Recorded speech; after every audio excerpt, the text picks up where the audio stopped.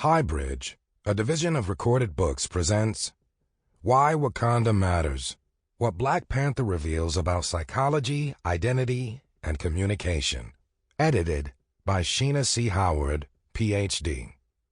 Read by J.D. Jackson. Forward. Change. Noun. 1. The act or instance of making or becoming different. I'm a firm believer in change. This is the dictionary definition of it. But what, you might ask, does the word change mean specifically to me? To answer that question, I would need to dive back in time a bit to give you more context on my perspective. From the time I was 3 years old, I wanted to be in entertainment. That is what my mother Lawanda would tell you, with a proud, longing for those youthful days smile on her effortlessly kind face. One day, while watching a toy commercial, I told her, "I want to do that, Mommy." "Do what, baby?" my mother replied. "You want that toy?" "No, I want to be on TV." And the rest was history. Mom saw an interest I had and made it happen. It was just that simple for her. She reached out to various friends that she knew had connections in the business. I got a manager and was signed to my first talent agency, Harry Gold & Associates. I quickly became a SAG member, and I was blessed to work consistently. I primarily did commercials and would regularly pop up on some of the hit shows of the 80s. Highway to Heaven, Amen, Family Ties, Divorce Court, and Days of Our Lives were all stops in my childhood, sandwiched in between homework, playdates, field trips, and hanging out with Sherry Lewis in her backyard while filming Lamb Chop's Play-Along, for which I was a series regular. I was the kid who quickly made friends and would cry after it was time to part ways with a complete stranger that I had met 5 minutes prior. I always saw the good in everyone and everything, to a fault. I don't want to call myself naive, but that is the closest description of what I was at the time. Transitioning from a child actor to a teen was difficult. I was used to being cute. It always worked for me until one day it just stopped. Acting as a child usually meant projecting my voice, but adult subject matters came with nuances like learning to be subtle. I was up to this challenge and more. I enjoyed learning new skills and ways to express myself, but there was a growing issue inside of me that I didn't know how to deal with. I started to become aware of race. I began to recognize that being black meant that I would be viewed and treated differently. It meant I would now have to act blacker. It meant that I wasn't viewed as innocent as I once was. It meant that every role I was being offered was a stereotype of black men that I didn't readily recognize or was not raised around. It meant that in order to do what I loved to do, all that I had known to do since I was that precocious, overzealous 3-year-old, I would simply have to represent myself and black men on TV in a negative, damaging way. The casting agents would say, "No big deal, it's just acting. We know you are not like this. We know you are a product of a home with both parents. We know that you plan to go to college and get a good education. We know that you don't do drugs or are a part of a gang. We know that you don't curse or disrespect your elders. But this character does those things. Understand?" Sure, I understood. And that was the problem. Was I willing to play characters that were not like myself? Of course. That's the fun part about acting. You get to be new people, try out new experiences, research and learn about the world from different perspectives, and you somehow get paid for it. Sounds great. But I was not with it. I was painfully aware that there were people in different parts of the world who have never met a black person in real life. I was aware that there were people who would use these acting roles to further their bigoted thinking of black men. I was aware of it all, and so I made the decision to go to school so that I could change it. I got my Bachelor of Fine Arts degree from California State University, Long Beach, with a focus on illustration and a minor in film production design. My goal was to combine my second passion of illustrating with my lifelong passion for film and entertainment. It was not too long after graduating that I was working as a concept artist on various high-profile films. I made it a priority to illustrate people of color into roles that were not cast yet with an ethnic background attached. I tried, in my own way, to disrupt the visual hierarchy and challenge the formative norms that everyone was accustomed to. I would say, how about we mix this up and draw a black man as the head doctor? Why don't we draw a little Asian girl as the headstrong leader against the zombie outbreak? Let's put a black woman in a kimono as a hostess in the Yakuza bar. It may sound silly, but changing the expected visual makes a huge difference, and often it is welcomed. If left alone otherwise, those roles would be largely cast as the paradigm default: white. In January 2016, I had the opportunity to lead a team of 8 other illustrators in drawing caricatures of various actors, directors, writers, producers, and more for the Academy Awards Governor's Ball. The party was being designed by costume designer Jeffrey Kurland as an homage to the Hollywood Brown Derby restaurant, known for the caricatures of famous patrons that cover its walls. Our team did 150 illustrations that were blown up and lined the walls of the party the evening of the Oscars. There was one illustration that I begged Jeffrey to do. I had to draw Miss Ava DuVernay, and she was not on the initial list. Jeffrey said yes, and I was ecstatic. In protest against the lack of racial diversity among the nominees in major categories that year, popularly known as #OscarsSoWhite, Ava did not attend the ceremony. Instead, she participated in the #Justice for Flint concert that benefited victims of the water crisis in Flint, Michigan. The event was hosted by Blackout for Human Rights, a collective of artists and activists that was founded by Creed director Ryan Coogler. Although I was sad that Ava missed the Oscars party and didn't get to see her illustration, I did what anyone would do nowadays. I posted it on Twitter and tagged her. Well, she saw the tweet, liked it, and followed me. That made my day, and I was fine to leave it at that. But I got a call the next day from a producer at Disney who asked if I would like to come and meet Ava, and she would like for me to work on her next film, A Wrinkle in Time. I promptly printed out my illustration of her, had it framed, waited for what felt like the longest day in history, and then I went to meet her. She hired me, and I couldn't have been more thrilled. At the time, I also was working freelance with a costume designer by the name of Ruth Carter. She was up for a huge job at Marvel called Black Panther that was being directed by the aforementioned Mr. Ryan Coogler. Ruth knew that I was a huge comic book nerd, and she asked for my help with the presentation for her big interview. I jumped at this opportunity and quickly put together everything I knew about the world of Wakanda. I paired pictures that sparked inspiration into investigating the Afrofuturism movement, along with pictures from the Afro-Punk Music Festival. I researched everything I knew about Mansa Musa, his gold, and the fall of Timbuktu, and I made the correlation that Mansa Musa was T'Challa, his gold was vibranium, and Timbuktu was Wakanda had it never been infiltrated by colonizers. Ruth brought in all her research and knowledge of African tribes, as she had just designed the remake of Roots.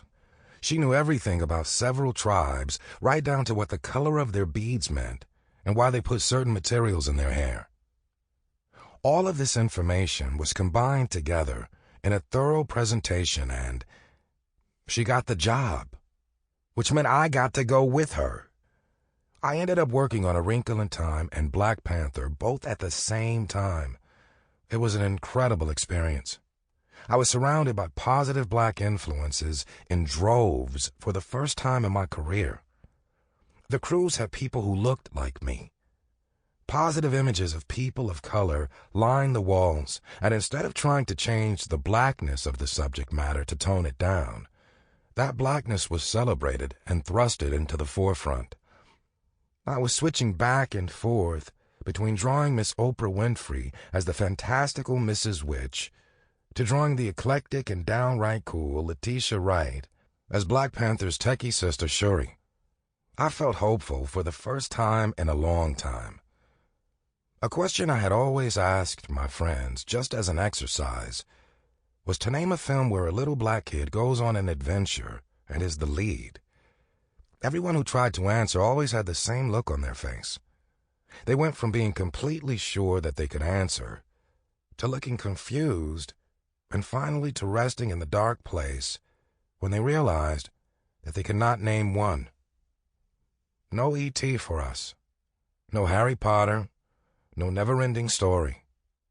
In fact, the never-ending story for us is that we were never invited to sit at that table. Our imaginations could only stretch as far as we could imagine ourselves in characters who didn't look like us. Well, that was all about to be a thing of the past, and somehow I was a part of all of it. A little black girl was about to go on a fantastical adventure, and a strong black man was going to be the king of Wakanda. Toy stores, for the first time in history, were going to have an aisle full of black toys. The little black boy inside of me, the one whose light was dimmed in adolescence by the realization that I might not ever get to experience such a thing, was screaming with joy. It had all come full circle. And what was even better was that my 8-year-old daughter was getting to experience a much different world from the one I grew up in. Her first president was Barack Obama. She went on an epic journey with Storm Reed's character Meg, and she saw an African world full of the best technology in the universe, with cultural pride and beauty to match. I should also mention that she witnessed Auntie Truth, Ruth Carter, win an Oscar for Black Panther, and become the first black female costume designer to do so. She also saw Hannah Beachler become the first black female production designer not only to be nominated in the category, but to win it as well. So you see, change was happening, and I had a front row seat.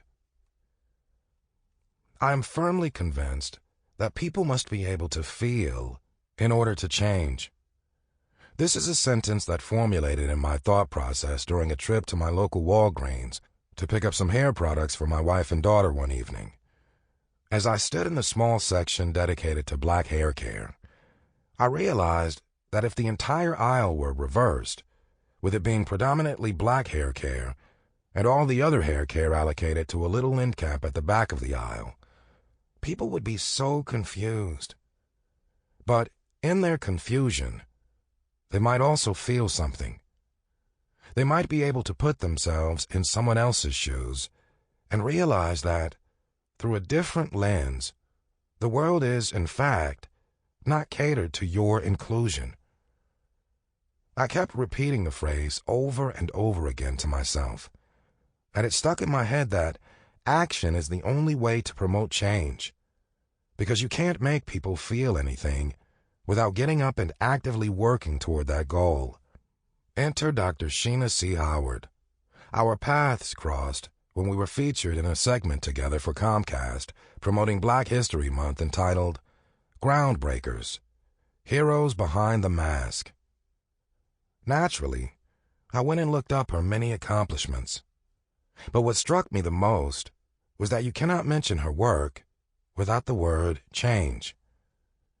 Dr. Howard is the first black woman to win an Eisner Award for her book, Black Comics, Politics of Race and Representation. And with this book, she thrust many black creatives from the past into the spotlight. She showed that she cared about shedding light on black artists who had been overlooked for their creativity during a time when hatred was at an all-time high.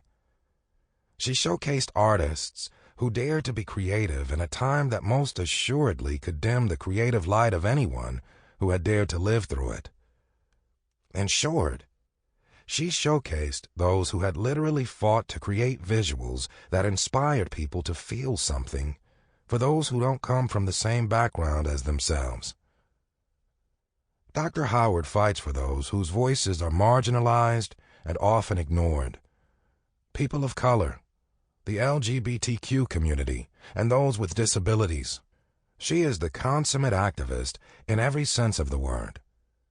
While my experience is to explore the world and communicate points of view through visuals, Dr. Howard researches and often shares her research in a way that is easy for those seeking knowledge to digest. She gets out and puts her feet to the ground to directly stir the narrative reins of pop culture in a direction that invites us all to have a collective seat at the table. And with that, she magnifies the voices of those who are easy to overlook, making them the center of attention. With that in mind, she has now put together another body of work here with Why Wakanda Matters. This time, her lens has shifted to speaking out about mental health, identity, and communication in the Black community.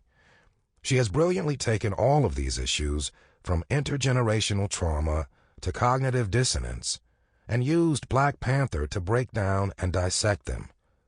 And again, she's done it by bringing contributors of different backgrounds together to share in her vision. The film resonated with so many people and touched the lives of each of them in different ways, myself included. Black Panther made me feel empowered. It represented true play.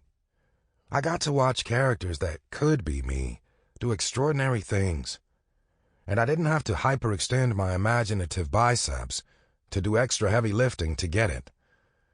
I didn't have to watch the characters explain why they had advanced technology. I didn't have to watch Black Panther grow up in the hood, sell drugs, be in a gang, then have someone turn his life around before he then became the rightful king of Wakanda.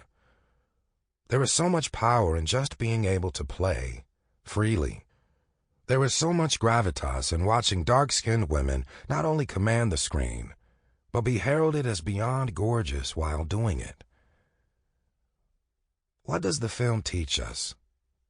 How does it make us feel?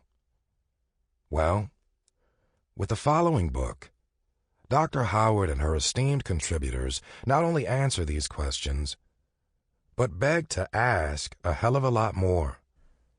And I would gather that Dr. Howard's brand of integrating the Black experience with the cinematic experience that is Black Panther will leave you feeling nothing short of changed. Philip Butte Jr., Costume Concept Artist, Black Panther. Introduction. Black Panther released in theaters throughout the United States on February 16, 2018. The film ended up making $1.3 billion worldwide, ensuring its legacy as one of Marvel's biggest success stories. Its $700 million domestic gross was bigger than that of Avengers: Infinity War, which made $678 million domestically. Black Panther has undoubtedly shaped Marvel's cinematic direction for years to come. This is significant considering how long it took the company to produce a film featuring a solo Black superhero. Marvel had already made 17 superhero movies, but never a solo superhero movie with a Black star or a predominantly Black cast. This hesitancy and the ultimate mega success of Black Panther are fodder for the psychological themes that shape every element of the film's production, including themes around racial identity, the psychology of cultural identity, historical trauma, and traumatic attachments. These ideas are both explicit and implicit in the film, as the storyline makes multiple connections to American history, imperialism, nationalism, and race relations.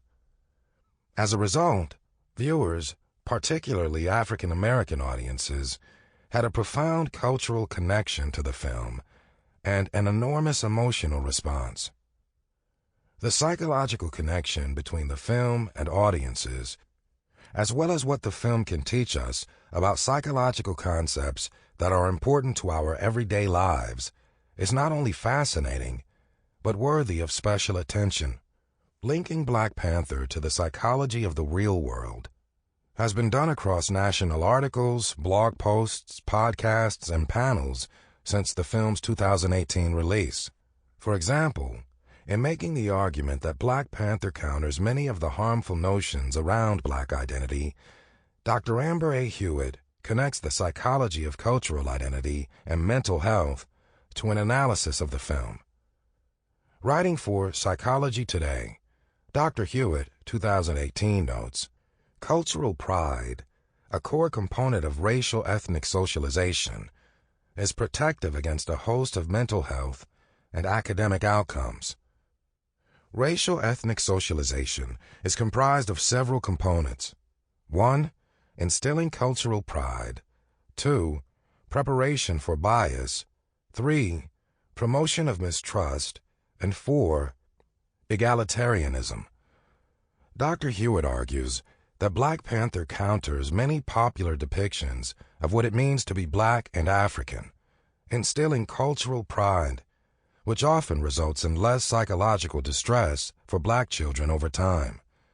In other words, repeated exposure to films such as Black Panther results in positive racial ethnic socialization for Black children. The Therapy for Black Girls podcast also dedicated an entire episode to the psychology behind Black Panther. The podcast is a weekly conversation with Dr. Joy Harden Bradford, a licensed psychologist in Atlanta, Georgia, focusing on all things mental health, personal development, and all the small decisions we can make to become the best possible versions of ourselves. The Black Panther episode touched on the psychology of character bonding, parasocial relationships with fictional characters, and attachment theory based on the Black community's intense connections to various aspects of the film, including audience responses. In short, people have been talking about the psychology behind the film. However, these instances are disjointed and tenuous, as there has been limited space to allow psychologists, practitioners, clinicians, and media analysts the opportunity to more vigorously expound upon this area of interest. That is the uniqueness and strength of this anthology. The essays herein are written by mental health and communication professionals, as well as experts in the fields of identity and psychology. The book that you hold in your hands provides the depth of analysis this iconic film deserves by applying psychological concepts to the film and delving into the psychology behind the success of the film as it relates specifically to Black viewers. For some essayists, the depictions in Black Panther are idyllic and utopian. For others, the depictions are problematic and harmful. Regardless, there is consensus that the film is a cultural icon that has the potential to teach us something important about psychology, identity, and communication. The essays in Why Wakanda Matters, What Black Panther Reveals About Psychology, Identity, and Communication are organized around a set of common themes. Part 1 focuses on the psychology of collective identity and connectedness. Part 2 focuses on the psychology of racial and cultural identity. Part 3 focuses on the psychology of intergenerational trauma and resistance. And Part 4 focuses on the psychology of cognition and identification. In Part 1, Chapter 1, Cross My Heart and Hope to Die in Wakanda, Expressions of Solidarity in Black Panther, is written by Felicia Stewart, J.D., Ph.D., Professor of Communication Studies, Morehouse College. This essay contends that the success of the movie Black Panther has created a shared fantasy as a means for audience members to engage in acts of psychological connectedness. Dr. Stewart takes an in-depth look at the camaraderie elicited by the film through both verbal and nonverbal expressions of solidarity. For example, memorable verbal phrases from the movie, for example, Wakanda Forever, have entered the Black lexicon and have united people in playful solidarity. Emblematic nonverbal gestures, such as crossing the arms over one's chest as a greeting, have provided moviegoers with additional ways of acknowledging and connecting with like-minded others.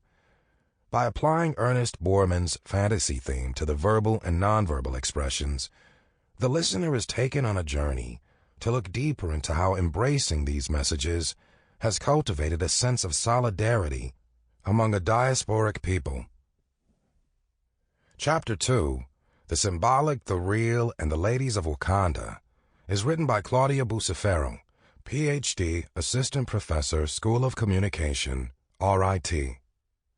This essay draws from psychoanalysis and feminist scholarship to discuss why seeing strong, beautiful, and independent women of color on the silver screen, such as the female characters that populate Black Panther, can inform our own self-concept. We develop a notion of who we are by considering the groups that we belong to, including categories such as gender, race, and sexual orientation. Through a process of socialization that begins in early childhood, we learn the ways of our social groups by observing and listening to a variety of sources, from our parents and family members to fictional characters and media texts.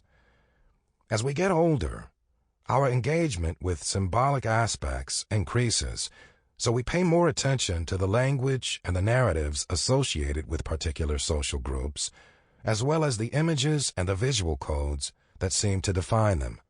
The process of identity development involves looking at ourselves in the mirror and identifying both our singularity and our conceptual connection to larger social roles.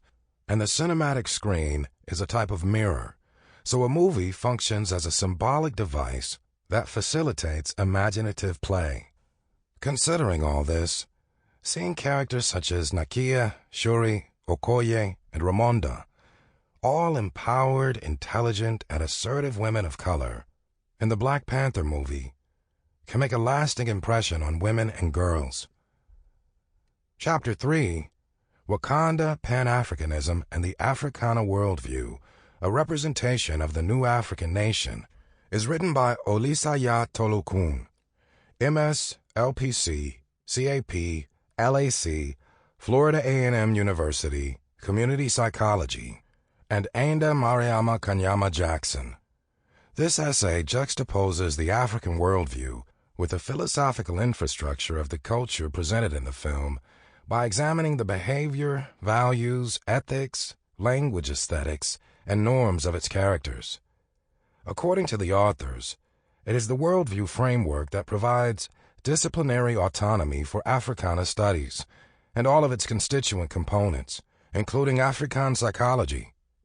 Worldview transcends the superficial boundaries of ethnicity and nationality and explains the oneness and interconnectedness of African people.